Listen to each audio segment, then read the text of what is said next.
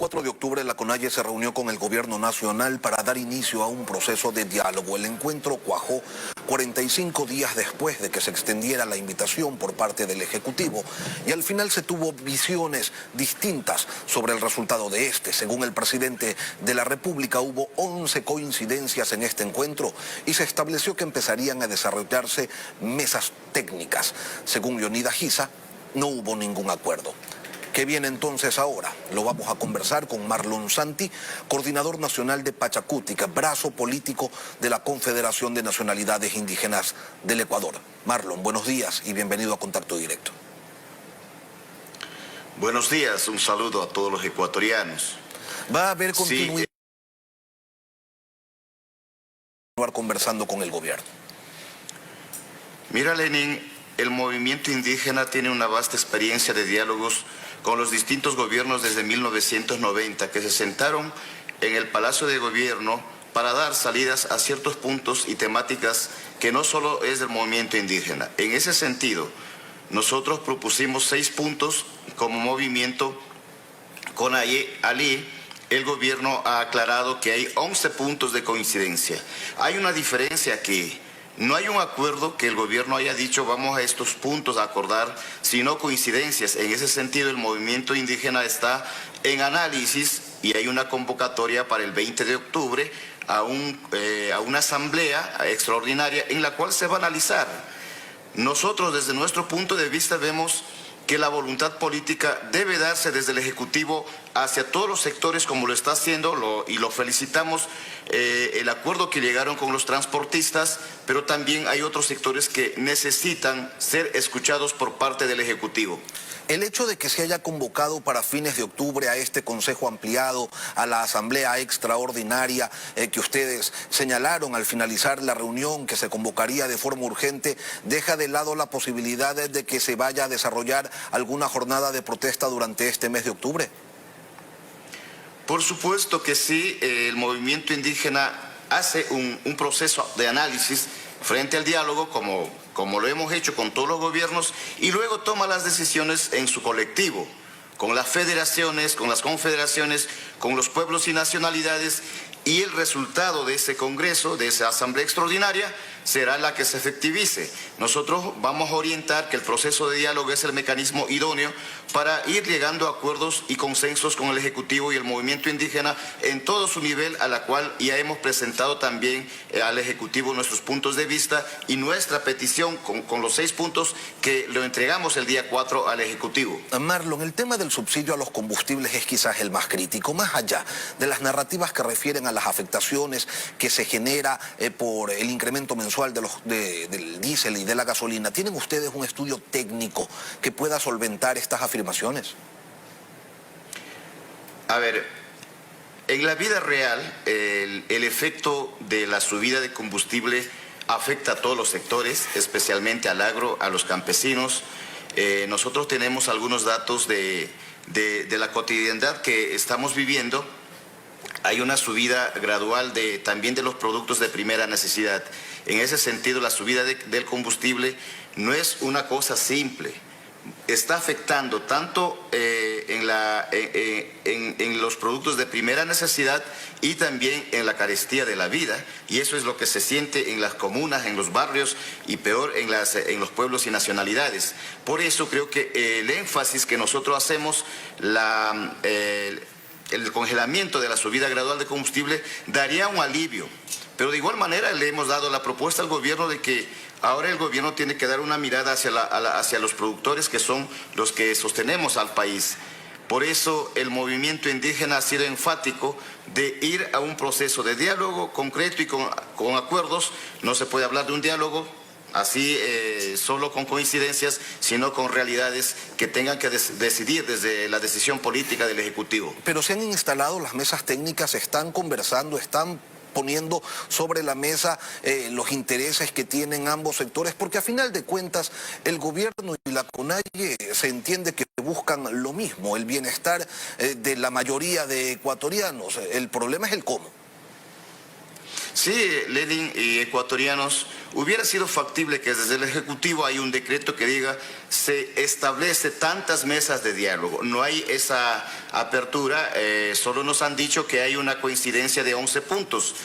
Si se establecieran las mesas de diálogo, iríamos destrabando todo lo que requiere acuerdos comunes entre el Ejecutivo y el movimiento indígena. Mientras no haya mesas de trabajo, solo hay la voluntad política así en palabras, pero en efectivización de nuestras propuestas y las mesas de diálogo no se ha ido avanzando. Por eso el análisis este 20 en el Congreso Extraordinario va a ser de temas de fondo y allí tomaremos decisiones concretas. Puede haber movilizaciones o puede haber un nuevo enrumbamiento de entablar un proceso de diálogo serio con el gobierno y con resultados. ¿De qué depende que se opte por lo uno o lo otro? Depende de la voluntad política del gobierno. Nosotros ya hemos dado nuestras propuestas, que también son las propuestas son los 6 puntos que dentro del colectivo de las nacionalidades y pueblos se presentó. Ahora, el gobierno tiene toda la autoridad política de decidir frente a esas propuestas, de ir evacuando los procesos como lo establece nuestro procedimiento en un diálogo serio y sincero con decisiones que vayan abordando temas y vayan evacuando temas de las necesidades que el movimiento ha planteado. Ahora, permítame insistirle en este tema, Marlon, pero ¿las propuestas son completas o solamente es deróguese el decreto que permite el incremento mensual de los combustibles? ¿Y de dónde entonces va a salir la plata para continuar pagando ese subsidio? Prohíbase todo tipo de minería en el país. Y entonces, ¿de dónde salen los recursos para atender salud, educación, al IES, a los gobiernos autónomos descentralizados? Se lo pregunto porque hasta ahora solamente se han conocido estas líneas principales de las propuestas de la CONAIE, pero no las alternativas que deberían acompañar pues, a estos planteamientos. A ver, no son tan tácitas las propuestas. En el tema de combustible se planteó el congelamiento. El gobierno ha dicho que no puede congelar los combustibles. Hoy día va a subir un porcentaje de centavos el combustible. Se ha pedido la focalización. En ese sentido, el gobierno tiene el 100% de decisión. Nosotros hemos sido blandos, flexibles, viendo la apertura y la realidad nacional. Pero el gobierno está llevándose todo su decisión. No está tan tácito, no es tan estricto decir, nosotros queremos que si no hay el proceso de congelamiento de combustible vamos al paro. No, hemos cedido.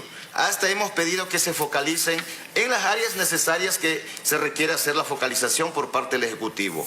En el tema minero, el gobierno en su segundo punto de coincidencias, digo, sí vamos a pasar de la materia extractivismo de los recursos naturales a cambio de la matriz energética. Pero en los actuales momentos el gobierno dice una cosa, pero en la realidad está efectuando, está concesionando grandes espacios de territorios que van a afectar a pueblos y nacionalidades indígenas en el tema petróleo y minería. Acaban de entregar a Yasuní la exploración que se haga en su totalidad. ¿Dónde que están los hermanos Tagaire y Taromenani? En ese sentido no hay seriedad por parte del gobierno.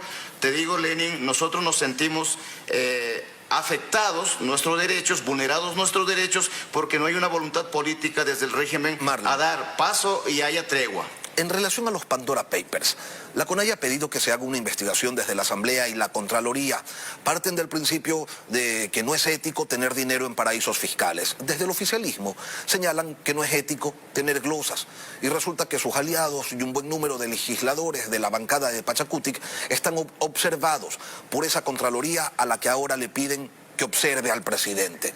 ¿Es que hay exámenes de la Contraloría que sí sirven y otros que no? Yo he sido enfático en decir, si hay delito de nuestros asambleístas, especialmente de los de Pachacutic, de los que están haciendo función de asambleístas, tienen que ser transparentados y por eso están las instituciones correspondientes. No voy a proteger a ningún asambleísta. Ahí está la Fiscalía, está la Contraloría, está la Mesa de Fiscalización. Pero igual es antiético que un ejecutivo, un representante del país que haya tenido paraísos fiscales, es antiético ahora que él tenga que relucir que todos tienen que ser transparentes, por supuesto. Por eso la Comisión de Garantías Constitucionales va a asumir esa responsabilidad, porque no confiamos en la Comisión de Fiscalización que lleva el señor Fernando Villavicencio, porque hay un enganche con el gobierno. Por lo tanto, vamos a apoyar la fiscalización en la Comisión de Garantías Constitucionales, el tema de Pandora Paper, y que sea transparente y que sepa el Ecuador qué pasó con el gobierno del actual régimen frente a los offshore que él tiene. Marlon Santi, coordinador nacional de Pachakutik, gracias por acompañarnos hoy aquí en Contacto Directo. Muchas gracias, muy amable.